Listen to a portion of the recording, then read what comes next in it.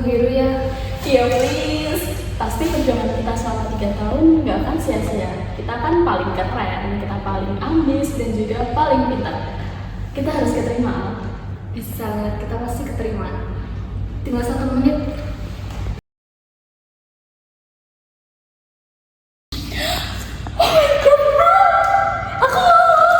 Aku keterima, perjuanganku nggak sia-sia.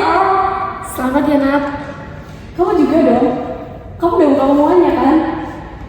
Kita lolos bareng kan? Aku udah buka tapi aku nggak lolos Nat. Hah? Kamu nggak lolos? Kok bisa, Al? Kok bisa? Aku lolos loh, masa kamu aja enggak? Mungkin belum rezekiku Nat. Tapi kamu kan pinter, kamu ambis. Kita sekelas terus, bahkan nilainya juga bagus. Aneh banget kamu nggak lolos. Apa kamu salahin, Bu? Aku udah coba berkali-kali Nat, tapi aku emang nggak lolos. Mungkin kamu kurang fokus. SNBP itu kan gak cuma nilai, tapi juga konsistensi. Aku tiap malam juga belajar Nat. Ya aku nggak bilang kamu nggak belajar. Tapi banyak yang lebih siap mungkin. Sorry ya, aku tuh di sini bukan bermaksud menyalahin kamu. Aku tuh cuma heran kenapa kamu nggak lolos.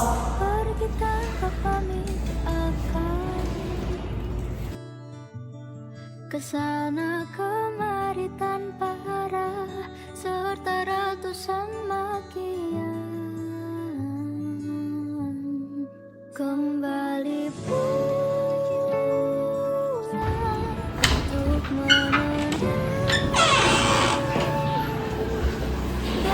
Ibu dapat kabar dari mamanya Nabil. Kamu nggak lolos SNBP kan? Kenapa bisa nggak lolos? Nadia lolos.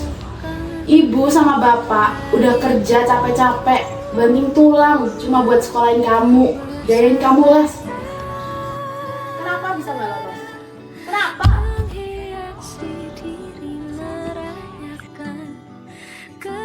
Mungkin emang belum rezekinya Bu. Ayah masih bisa nulis di UTP. Entah gimana perasaan bapak kalau dia tahu berita ini. Kamu nggak kasihan sama bapak, sama ibu, nggak kasihan. Ibu kecewa kok. Kamu gagal.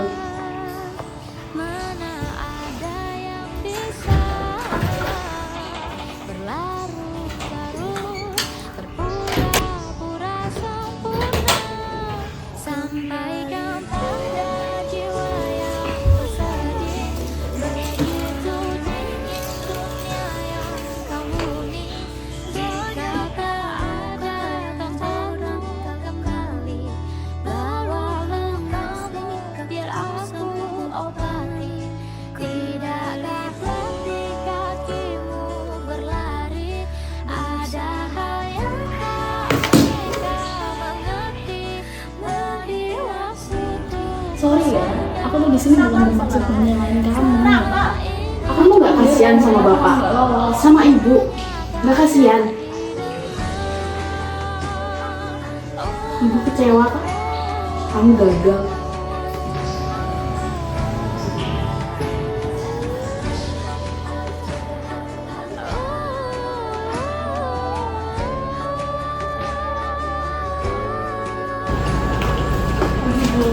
Pagi Alia, tumben kamu sendirian. Kemana teman Nadia?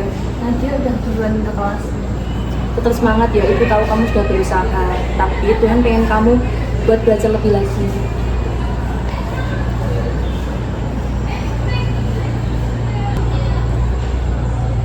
Alia, kamu nggak apa-apa? Saya nggak apa-apa. Kamu kalau ada apa-apa cerita sama ibu, jangan dipendam sendiri. Saya mau duluan ke kelas, permisi.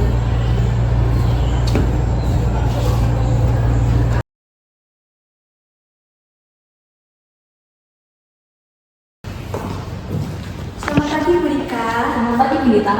Silakan duduk. Ada apa Ibu Rika? Apakah ada yang bisa saya bantu atau Bu Rika hanya mau mampir saja? Begini ibu, saya ingin menceritakan tentang Alia, anak didik saya yang sangat berprestasi di kelas. Alia? Ada apa dengan Alia? Tadi saya nggak sengaja lihat luka goresan di lengannya. Saya rasa ada yang salah dengan Alia, namun saya belum tahu pasti tentang hal apa itu. Saya juga merasa pertemanan Alia dengan teman dekatnya Nadia tidak sedekat biasanya. Saya harap Bunita dapat membantu saya dalam mengatasi masalah ini, karena menurut saya, jika sampai melukai diri sendiri, pasti masalahnya tidak sepele. Sampai melukai diri sendiri? Kita harus segera mengambil tindakan, Bu. Bagaimana kalau kita adakan sesi konsultasi untuk Alia di ruang Pika? Kita bisa tahu cerita dari Alia dan apa yang sebenarnya ia sedang hadapi. Saya minta tolong buat Bu Rika panggil Alia ke ruang Pika. Baik Ibu, nanti akan saya sampaikan kepada Alia. Terima kasih untuk waktunya hari ini. Sama-sama Ibu, semoga kita bisa bersama-sama menyelesaikan apa yang menjadi permasalahan Alia. Saya izin pamit dulu Ibu. Baik Ibu, terima kasih atas waktunya juga.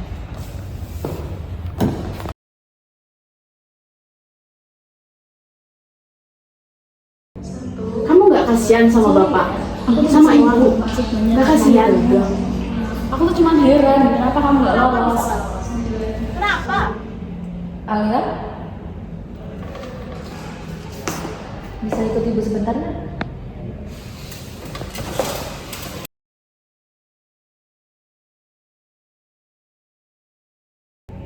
Halo Alia, gimana kabarmu nak? Baik Bu. Al, apakah ada yang ingin kamu sampaikan ke ibu? Atau mungkin ada hal yang sedang mengganggu pikiranmu? Kamu nggak sendiri Al, kamu bisa cerita ke ibu. Ibu sudah bertemu dengan Bu Rika. Beliau sudah menginformasikan kepada saya bahwa akhir-akhir ini kamu sering menyendiri. Dan ibu juga mendapat laporan tentang adanya luka di tanganmu. Al, ibu di sini nggak mau nyalahin maupun marah sama kamu enggak. Ibu mau kamu lebih terbuka dan cerita tentang apa yang sebenarnya kamu hadapi. Ibu tahu kamu anak yang cerdas, pasti ini sedang ada yang kamu pikirkan. Kamu boleh cerita sama ibu biar kita bisa cari solusinya bersama-sama. Teman-teman saya semua keterima SNBP, Bu. Saya sendiri enggak. Ibu saya juga bilang kalau beliau kecewa sama saya. Saya bingung harus gimana. Saya ngerasa sendiri, Bu. Ibu memahami perasaanmu, nak. Ibu tahu kamu sedang mengalami masa yang berat. Dan pasti semua akan terasa salah. Tetapi dengan caramu menyakiti diri sendiri, itu bukan menjadi solusi. Saya nggak tahu harus cerita ke siapa, Bu. Saya takut orang-orang mengira kalau saya lebay. Kamu nggak lebay, nak. Kamu memang lagi hanya banyak pikiran aja. Dan itu manusiawi. Ibu senang kalau kamu mau cerita dan mau terbuka sama ibu. Itu menjadi langkah awal yang penting biar kamu nggak merasa sendiri. Begini saja, bagaimana kalau ibu bantu buat ngobrol sama ibu kamu? Mungkin ibumu belum cukup mengerti tentang apa yang kamu rasakan. Mau ya buat ibu bantu ngobrol sama ibumu. Ibu juga bakal bantu buat ngobrol lagi sama Nadia. Baik, Bu. Terima kasih. Sama-sama Al. Ibu tahu kamu anak yang cerdas, tetap semangat, dan kalau ada apa-apa jangan sungkan buat ngobrol dan cerita sama ibu. Baik, Bu.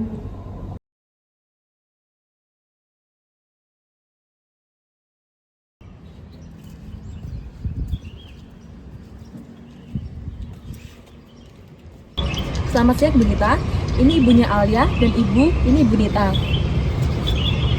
Mungkin setelah ini kalian berdua mungkin akan lebih leluasa untuk membicarakan masalah Alia. Saya izin pamit duluan karena masih ada urusan. Terima kasih Bu Rika. Iya. Silakan duduk Bu. Selamat siang Ibu. Jadi saya sudah dikabarin oleh wali kelasnya Alia. Ibu ingin membicarakan tentang Alia. Ya, Iya benar Ibu. Jadi kami melihat akhir-akhir ini Alia itu seperti sedang ada pikiran.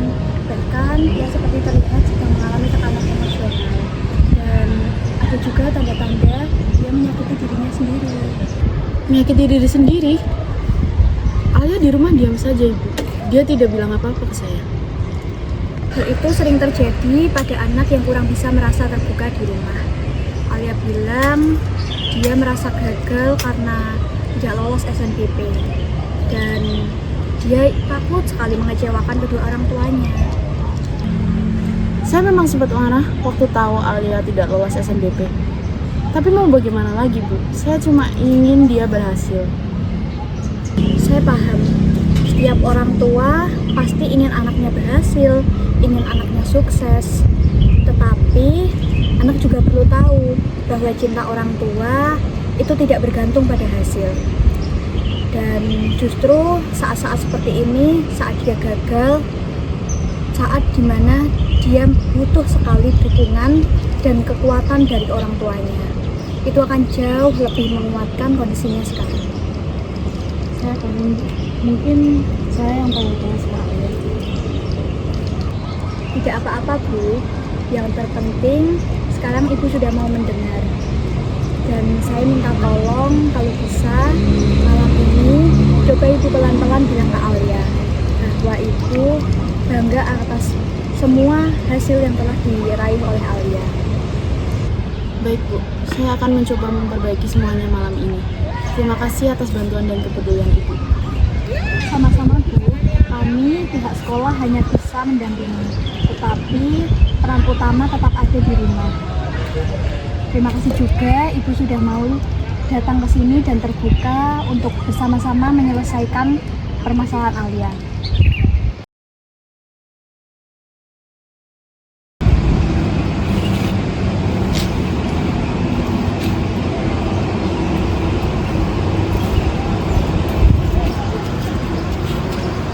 Lagi nulis ya? Lagi nyatet aja, Bu. Ibu senang lihat kamu lebih semangat lagi. Kamu kelihatan lebih tenang sekarang. Masih naik turun sih, Bu, tapi seenggaknya saya udah gak merasa sendiri lagi. Wajar. Terkadang kamu hanya perlu didengar. Kalau ada apa-apa, kamu bisa cerita ke ibu, Bunita, atau orang lain yang bisa kamu percaya. Mungkin kalau bukan karena waktu itu Ibu manggil saya gak bakal berani buat apa-apa. Ibu hanya melakukan apa yang ibu bisa. Langkah yang kamu ambil itu keberanianmu sendiri, dan kamu harus mengapresiasi itu. Alia, ada Burika juga. Alia, dari tadi aku cari kamu nih. Yuk temenin aku ke kantin beli minum. Nanti aku traktir es teh. Setelah itu, aku temenin kamu belajar. Beneran ya, jangan cuma gitu doang.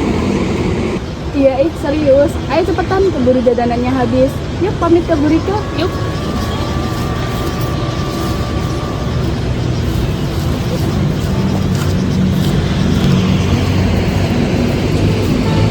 Ada kembali bawa luka. Cerita ini mengajarkan bahwa setiap individu membutuhkan ruang untuk didengar, terutama saat mengalami kegagalan. Dukungan emosional dari orang tua, teman, dan guru sangat penting dalam menjaga kesehatan mental remaja. Kegagalan bukan akhir dari segalanya, dan meminta bantuan bukanlah tanda kelemahan, melainkan keberanian. Empati dan kepedulian dapat menjadi penyelamat bagi mereka yang merasa sendirian dan dalam tekanan.